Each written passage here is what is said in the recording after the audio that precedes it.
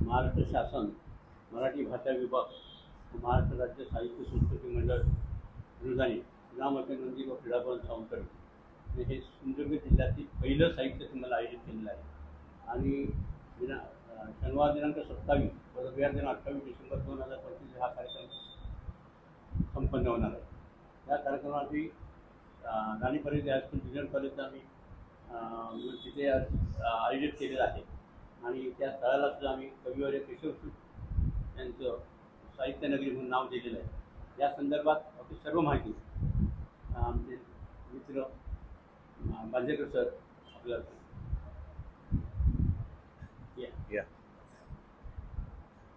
सर्वांचं मी स्वागत करतो। आपल्याला माहिती आहे की महाराष्ट्र शासनाच्या विशेष अनुदान योजनेच्या अंतर्गत महाराष्ट्रातल्या 36 जिल्ह्यांना प्रत्येकी 5 लाख रुपये साहित्य संमेलनासाठी शासनाचा मराठी भाषा विभाग आणि साहित्य संस्कृती मंडळ यांनी दिलेलं आहे।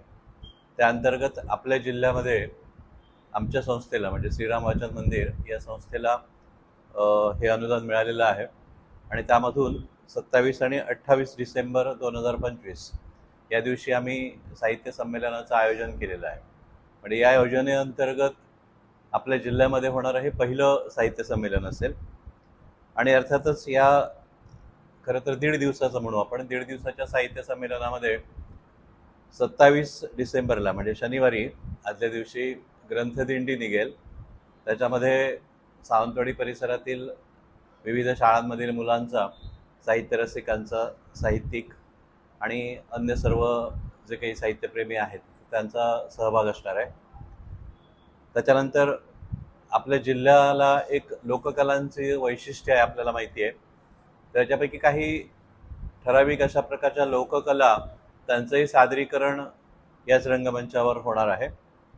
त्याच्यामध्ये स्त्रियांच्या पारंपरिक फुगड्या असतील किंवा चित्रकथी असेल किंवा अन्य काही अशा प्रकारच्या ज्या काही लोककला आहेत तर ते कलाकार, स्थानिक कलाकार या लोककलांचं सादरीकरण करणार आहे। म्हणजे अशा प्रकारे साधारणपणे आदल्या दिवशी 27 तारीखला या कार्यक्रमांनी आपल्या संमेलनाचा शुभारंभ होणार आहे। संमेलनाचे खरं उद्घाटन आणि जे मुख्य कार्यक्रम आहेत ते 28 डिसेंबरला आहेत रविवारी साधारणपणे 8:30 ते 9:30 जिल्हाभरातून आणि बाहेरूनही येणारे जे काही रसिक असतील तर त्यांची नोंदणी, नावनोंदणी आणि त्यांना दिलेला अल्पोपहार याच्यासाठी आम्ही हा 8:30 ते 9:30 वेळ राखून ठेवलेला आहे। त्याच्यानंतर 9:30 वाजता संमेलनाचा उद्घाटन समारंभ संपन्न होणार आहे। या उद्घाटन समारंभामध्ये कोल्हापूरचे सुप्रसिद्ध साहित्यिक आणि महावीर कॉलेजचे माजी प्राचार्य डॉक्टर सुनील कुमार लवटे यांना आम्ही उद्घाटनासाठी उद्घाटक म्हणून निमंत्रित केलेलं आहे। त्यांच्याबरोबरीने संमेलनाचे अध्यक्ष म्हणजे संमेलनाध्यक्ष यासाठी सुप्रसिद्ध कवयित्री, कादंबरीकार आणि वेगवेगळ्या चळवळींमध्ये, सामाजिक चळवळींमध्ये सक्रिय असलेली कार्यकर्ता म्हणून प्रसिद्ध असलेली नीरजा या उपस्थित राहणार आहेत। या संमेलनाचा स्वागताध्यक्ष म्हणून श्रीराम वाचन मंदिरच्या वतीने मी जबाबदारी स्वीकारलेली आहे, प्रवीण बांदेकर। आणि अर्थातच शासनाने नियुक्त केलेले विशेष प्रतिनिधी साहित्य संस्कृती मंडळाचे म्हणून सुप्रसिद्ध कवी दासू वैद्य, कवी प्रकाश होळकर आणि श्रीधर नांदेडकर हे 3 जण उपस्थित राहतील। याच्याशिवाय स्थानिक निमंत्रितांमध्ये आपल्या जिल्ह्याचे प्राथमिक शिक्षणाधिकारी म्हणून कार्य बजावलेले आणि नुकतीच त्यांची मला वाटतं उपसंचालक म्हणून कोल्हापूरमध्ये बदली झालेली आहेत ते डॉक्टर गणपती कमळकर हे विशेष निमंत्रित आहेत। त्यानंतर ज्या संस्थेच्या क्रीडांगणामध्ये हे संमेलन आम्ही आयोजित केलेलं आहे तर त्याचे अध्यक्ष माननीय विक्रांत सावंत हेही विशेष निमंत्रित आहेत। आणि याच्याशिवाय जिल्हा ग्रंथालय अधिकारी आपल्या सिंधुदुर्ग जिल्ह्याचे माननीय सचिन हजारे हेही विशेष निमंत्रित म्हणून आम्ही त्यांना सन्मानित करणार आहोत। याच्याशिवाय आपल्या जिल्ह्यामधून साहित्य संस्कृती मंडळावर निवडून गेलेले माननीय भरत गावडे, विठ्ठल कदम, शेखर सामंत पत्रकार तरुण भारत आणि अर्थातच डॉक्टर मिलिंद कुलकर्णी हे 4 जण सुद्धा विशेष निमंत्रित असणार आहेत। आणि महाराष्ट्र शासनाच्या विश्वकोश मंडळावर आपल्या जिल्ह्यामधून जे गेलेले आहेत त्याच्यामध्ये डॉक्टर शरयू असोलकर, माननीय साहित्यिका वृंदा कांबळी, नाट्यकर्मी वामन पंडित आणि शिक्षक असलेले मल देसाई, हे चौघे त्यांच्याबरोबर असतील. म्हणजे एकूण हे सगळे विशेष निमंत्रित असतील. याच उद्घाटनाच्या कार्यक्रमामध्ये संमेलनपूर्व आम्ही काही स्पर्धा घेतलेल्या होत्या. तर त्याच्यामध्ये पुस्तक रसग्रहण स्पर्धा होती, त्याच्यानंतर काव्यवाचन स्पर्धा होती, निबंध लेखन स्पर्धा विद्यार्थ्यांच्यासाठी घेतलेली होती आणि या संमेलनाच्या लोगोसाठी एक स्पर्धा घेतलेली होती. तर याच्यामध्ये जे विजेते आहेत त्या सर्व विजेत्यांचा बक्षीस समारंभ, पारितोषिक समारंभ या उद्घाटनाच्याच कार्यक्रमामध्ये होणार आहे. पण त्याच्यापेक्षा आणखी एक महत्त्वाचा कार्यक्रम म्हणजे आपल्या जिल्ह्याचं स्थान उंचावण्यामध्ये वेगवेगळ्या क्षेत्रामध्ये कामगिरी बजावलेले वेगवेगळ्या क्षेत्रामधले अनेक मान्यवर आहेत. तर त्याच्यापैकी काही जे ज्येष्ठ आहेत विविध क्षेत्रामध्ये काम केलेले, तर त्यांचा एक प्रतिकात्मक अशा प्रकारे संपूर्ण जिल्ह्याच्या वतीने या संमेलनामध्ये आम्ही सत्कार करणार आहोत. आणि या सत्काराचं स्वरूप साधारणपणे शाल, श्रीफळ, सन्मान चिन्ह आणि रोख रक्कम असं असणार आहे. तर या मान्यवरांमध्ये म्हणजे ज्येष्ठांमध्ये विठ्ठल गावकर दशावतार, माननीय नारायण परब साहित्य, आबा रणसिंग चित्रकथी, गणपत परब मौखिक लोकगीते, विजयालक्ष्मी भोसले शिक्षण, डॉक्टर अशोक सुर्वे वैद्यक, संजीवनी देसाई पत्रकारिता व्याधीच्या संपादिका, माननीय प्रभाकर भागवत वाङ्मयीन कार्यकर्ता, बबन परब हे समाजसेवेसाठी, आनंद देवळी ग्रंथपाल, अनिल हळदिवे हे क्रीडा. तर यांना आम्ही सन्मानित करणार आहोत.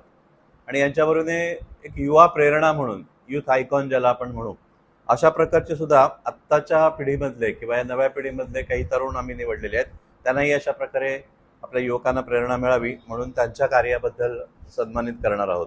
तर त्याच्यामध्ये रानमाणूस म्हणून प्रसिद्ध असलेले प्रसाद गावडे पर्यावरणासाठी, रवी जाधव सामाजिक कार्य, प्रमोद दळवी शेतीमध्ये वेगवेगळ्या प्रकारचे प्रयोग करतायत त्यांना, अक्षय सावंत आपल्याच सावंतवाडीमध्ये असलेले चित्रकला, नंतर मेगल डिसोजा मालवणच्या आहेत पर्यावरणासाठी, आणि पूजा गवस या हॉटेल व्यवसायासाठी. तर अशा प्रकारे वेगवेगळ्या क्षेत्रामध्ये आपल्या जिल्ह्याचं नाव उंचावणारे ही सगळी मंडळी आहेत. हे उद्घाटनाचं पहिलं सत्र संपल्यानंतर म्हणजे मुख्य सत्र संपल्यानंतर जे पहिलं सत्र असणार आहे त्याच्यामध्ये आम्ही डॉक्टर संपदा कुलकर्णी जोगळेकर ही ज्या अभिनेत्री म्हणून प्रसिद्ध आहेत, पण अलीकडे त्यांनी अभिनयाच्या क्षेत्रामधून थोडासा संन्यास घेऊन शेतीच्या प्रयोगांना सुरुवात केलेली आहे आणि कृषी पर्यटनामध्ये त्यांचं नाव आज संपूर्ण महाराष्ट्रभर झालेलं दिसतंय. तर अशा प्रकारे एक तरुणांना प्रेरणा देणार म्हणजे एखादं लाईमलाईट असलेलं क्षेत्र सोडून शेतीकडे वळावं असं का वाटतं, तर या अनुषंगाने आपल्याला सुद्धा जाणून घेता यावं म्हणून त्यांची एक विशेष मुलाखत या उद्घाटनाच्या कार्यक्रमानंतर असणार आहे. आणि ही मुलाखत डॉक्टर सुमेधा नाईक आणि प्राध्यापक अमर प्रभू हे घेतील. हे झाल्यानंतर दुसरं जे सत्र आहे त्याच्यामध्ये पहिला परिसंवाद असणार आहे. आमच्या संमेलन ठरवत असताना एक असा विषय आलेला होता की आपल्या जिल्ह्यात अनेक मोठे मोठे साहित्यिक होऊन गेलेले आहेत आणि वारंवार आपण त्यांचं वेगवेगळ्या त्यांची पुण्यतिथी असेल, जयंती असेल किंवा अन्य काही कार्यक्रमांच्या निमित्ताने त्यांचं स्मरण करतच असतो. पण तरीसुद्धा आपल्या या भूमीमध्ये असे कितीतरी साहित्यिक अजूनही शिल्लक आहेत की ज्यांना आपण काहीसं दुर्लक्षित केलेलं आहे. तर या साहित्यिकांना या निमित्ताने थोडासा उजाळा मिळाला पाहिजे. म्हणजे आपल्या भूमीमध्ये असलेले चंद्रकांत खोत नावाचे कादंबरीकार, मोठे कादंबरीकार होते. विवेकानंदांवर एक मोठी कादंबरी त्यांनी लिहिलेली आहे, पण फारसं कोणाला नाव माहिती नाहीये. किंवा अशा प्रकारे अनेक लोक आहेत. अगदी आपल्याकडच्या सावंतवाडीचे असलेले लम बांदेकर सुद्धा आता विस्मरणात गेलेले आहेत. नव्या पिढीला ही नावं माहिती व्हावीत म्हणून आम्ही एक परिसंवाद ठेवलेला आहे की सिंधुदुर्गातील अलक्षित साहित्यिक, म्हणजे पूर्ण दुर्लक्षित नाही म्हणता येणार त्यांना, पण लक्ष गेलं नाहीये म्हणून अलक्षित. तर या परिसंवादाचा अध्यक्ष डॉक्टर बाळकृष्ण लळित हे असणार आहेत प्राध्यापक. आणि वक्त्यांमध्ये गोविंद काजरेकर, ND कारवेकर हे बांधा कॉलेजचे प्राध्यापक आहेत आणि वैभव साटम हे मुंबईचे मूळचे आपल्याकडचे असलेले हे तिघेजण सहभागी होतील. त्याच्यानंतर मग 1 तास भोजनासाठी राखीव आहे आणि 2-2:15 पर्यंत. नंतर दुसरा परिसंवाद विविध साहित्य प्रवाहांना सिंधुदुर्ग जिल्ह्याचे योगदान. म्हणजे आपल्या जिल्ह्याने मराठीमध्ये जे मुख्य साहित्य प्रवाह आहेत, लोकसाहित्य असेल, स्त्रीवादी साहित्य असेल, बालसाहित्य असेल, वेगवेगळ्या प्रकारचं परिवर्तनवादी म्हणू आपण, साई आंबेडकरवादी विचारांचं असेल, त्याला आपल्या जिल्ह्याने सुद्धा काहीतरी योगदान दिलेलं आहे आणि याची दखल घेणं आपण गरजेचं आहे. यासाठी विविध साहित्य प्रवाहांना सिंधुदुर्ग जिल्ह्याचं योगदान या शीर्षकांतर्गत हा दुसरा परिसंवाद होईल. तर त्याच्या अध्यक्षा माननीय कवयित्री उषा परब या भूषवणार आहेत की ज्या लोकसाहित्यावर बोलतील. त्याच्यानंतर डॉक्टर शरयू आसोलकर या स्त्रीवादी साहित्याने सिंधुदुर्गाने काय दिलंय मराठीला याच्याविषयी बोलतील. त्याच्यानंतर परिवर्तनवादी चळवळीतील कार्यकर्ते असलेले अंकुश कदम कणकवलीचे, तर ते परिवर्तनवादी साहित्याला जिल्ह्याचं योगदान त्याच्यावर बोलतील. डॉक्टर सई लळित आहेत, तर त्या मालवणी बोलीचं जे योगदान आहे मुख्य साहित्याला त्याच्याविषयी बोलणार आहेत. आणि कल्पना मलिये कणकवलीच्या, त्या बालसाहित्यावर बोलतील, कारण बालसाहित्य सुद्धा आपल्याकडे मोठ्या प्रमाणात झालेलं आहे. तर हा दुसरा परिसंवाद असेल. आणि त्याच्यानंतरचं जे सत्र आहे ते काव्योत्सव असं आम्ही त्याला म्हटलेलं आहे. त्याच्यामध्ये कविसंवाद आहे, कवींशी संवाद आहे. त्याच्यानंतर आठवणीतल्या कवितांसारखा एक कार्यक्रम आहे आणि कवी संमेलन सुद्धा असणार आहे.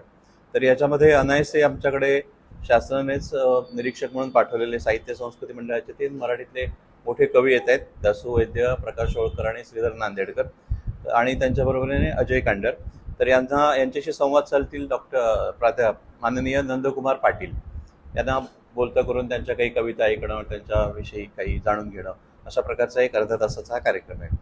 त्यानंतर मग काही जिल्ह्यातले कवी आणि त्यांच्या विस्मरणात गेलेल्या कविता, म्हणजे पहिले मालवणी कवी उदाहरणार्थ विक्रू नेरुरकर होते, तर त्यांच्या कवितांचे रेकॉर्ड्स निघालेले होते, पण ती कविता माहिती नाही आहे कोणाला, तर त्या कविता दादा मडकेकर म्हणू शकतात. त्याच्यानंतर मग इतर ज्या काही वसंत सावंतांपासून सतीश काळसेकरांपर्यंत अनेक आपले जुने पिढीतले कवी होते, तर त्यांच्या कवितांचं सादरीकरण वामन पंडित, सरिता पवार, केदार म्हस्कर आणि विजय ठाकर ही मंडळी करणार आहेत. आणि नंतर मग कवी संमेलन आहे. संमेलनाचा एक आवश्यक आणि मुख्य भाग आपण म्हणतो, तर त्याचं अध्यक्षस्थान मोहन कुंभार हे कवी भूषवतील. आणि आम्हाला एक ठरवलं होतं की याच्यामध्ये साधारणपणे जे आपले प्रस्थापित कवी आहेत त्याच्याऐवजी नवीन लोकांना संधी द्यावी, आणि त्याच्यामुळे सिंधुदुर्ग जिल्ह्यातल्या वेगवेगळ्या साहित्य संस्थांशी संबंधित असलेले काही मंडळी आहेत, म्हणजे उषा परब असतील, वेंगुर्लेच्या रुंदा कांबळे असतील, कणकवलीकडचे असतील, या सगळ्यांशी संपर्क साधून त्यांच्याकडून आम्ही कवींची नावं घेतली होती 4-5 आणि त्या अंतर्गत आम्ही त्यांचा समावेश इथे केलेला आहे. तर त्याच्यामध्ये जे कवी आहेत ते नीलम यादव, प्रसाद खानोलकर वेंगुर्ले, विजय सावंत, भाऊसाहेब गोसावी, हरिश्चंद्र भिसे, मनोहर परब, अनुराधा आचरेकर, किशोर वालावलकर, मधुकर मातोंडकर, सोनाली नाईक, प्रीतम ओगले, दर्शना कोलते, संजय तांबे, निशिगंधा गावकर. आजच्या समारोपासाठी संमेलनाचे अध्यक्ष असलेले नीरजाताई उपस्थित असतील, स्वागताध्यक्ष, संस्थेचे अध्यक्ष आणि विशेष अतिथी असलेले सर्व लोक जे आहेत सुरुवातीला आपण सांगितले ते, हे सगळेजण त्याच्यामध्ये उपस्थित असणार आहेत. त्याच्या अर्थाने एक 1.5 दिवस हा एक साहित्याचा उत्सव आपल्या या भूमीमध्ये आपण साजरा करणार आहोत. आणि त्याचं मान श्रीराम वाचन मंदिर या आपल्या 176 वर्ष जुन्या संस्थेला मिळालेलं आहे. मी अगदी सुरुवातीला तुम्हाला सांगितलं होतं की आपल्या जिल्ह्यामधून एक 6 प्रस्ताव गेलेले होते. त्या 6 पैकी 2 प्रस्ताव त्याच्यामध्ये काही तांत्रिक त्रुटी असल्यामुळे बाजूला काढल्या गेल्या आणि 4 प्रस्तावांमधून उरलेल्या आमच्या साहित्य संघाला हा संधी देण्यात आली. आणि त्याच्या पाठीमागे अर्थातच ही सर्वात जुनी संस्था आहे हे मुख्य कारण होतं. दरवर्षी आता एका संस्थेला एकदा मिळाल्यानंतर पुढची 5 वर्ष पुन्हा एका संस्थेला मिळत नाही. पुढची कोणतीही संस्था, म्हणजे ती साहित्य संस्था असेल, शिक्षण संस्था असेल किंवा अन्य काही अशा प्रकारे सांस्कृतिक उपक्रम करणारी राबवणारी संस्था असेल, कोणत्याही संस्थेला अर्ज करता येऊ शकतो आणि त्यांना हे अनुदान इथून पुढे शासन देऊ शकतं. फक्त एक त्यांची अट होती की ती संस्था रजिस्टर्ड असावी आणि अर्थातच त्यांनी जे काही कार्यक्रम केलेले असतील तर त्याचं एक रेकॉर्ड, म्हणजे वर्षभरात जे काही कार्यक्रम आहेत त्याची कात्रणं किंवा अन्य प्रकारचं रेकॉर्ड अहवाल त्यांनी सादर करावा. त्यामुळे पुढे सुद्धा आपण अशा प्रकारे पत्रकारांनी विशेषतः जेव्हा शासनाची जाहिरात निघेल तेव्हा तुमच्या माहितीच्या परिचयाच्या ज्या संस्था असतील तर त्यांनाही तुम्ही सांगू शकता आणि आपल्या जिल्ह्यातून जास्तीत जास्त प्रस्ताव जावेत, कारण सर्वात कमी प्रस्ताव सिंधुदुर्गातूनच होते यावर्षी सुद्धा. आणि ते सुद्धा आधी एकही प्रस्ताव गेलेला नव्हता. त्यांनी फोन करून आम्हाला सांगितलं की तुम्ही सांगा तुमच्या परिचयाच्या संस्थाला, आणि मग आम्ही 3-4 सांगितल्यानंतर हे प्रस्ताव गेले होते. पण पुढच्या वर्षी मला असं वाटतं की जास्तीत जास्त प्रस्ताव आपल्याकडून जावेत. शाळा, कॉलेजेस आहेत, साहित्य संस्था आपल्याकडे भरपूर आहेत वेगवेगळ्या प्रकारच्या काम करणाऱ्या. सामाजिक संस्था सुद्धा करू शकतात त्याच्यामध्ये काम, कारण सामाजिक स्वरूपाचंही संमेलन घेता येते. साहित्यिकच पाहिजे असं काही नाही आहे, कोणत्याही प्रकार तुम्ही पत्रकार लोक सुद्धा घेऊ शकता, तुमचं पत्रकारांचं संमेलन कसंही घेऊ शकता आणि 5 लाख रुपये त्याला अनुदान मिळू शकतात. फक्त ते एक रजिस्टर संस्थेच्या अंतर्गत व्हायला पाहिजे. मग त्या दृष्टीने पुढच्या वर्षी सुद्धा आपण हा उपक्रम चालू ठेवूया.